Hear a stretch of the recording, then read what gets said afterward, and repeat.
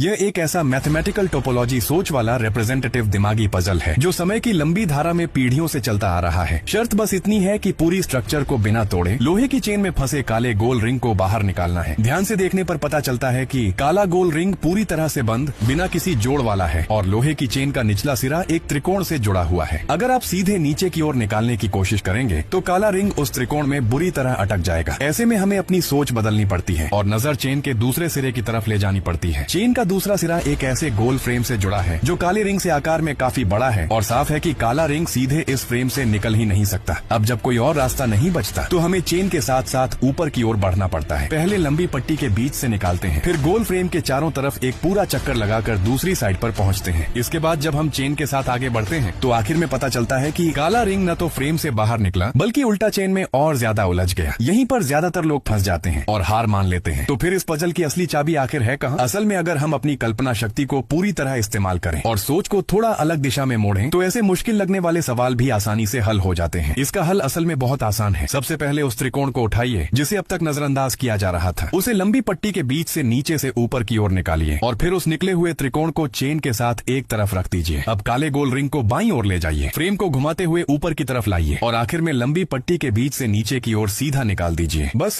काला रिंग सफलतापूर्वक बाहर आ जाएगा।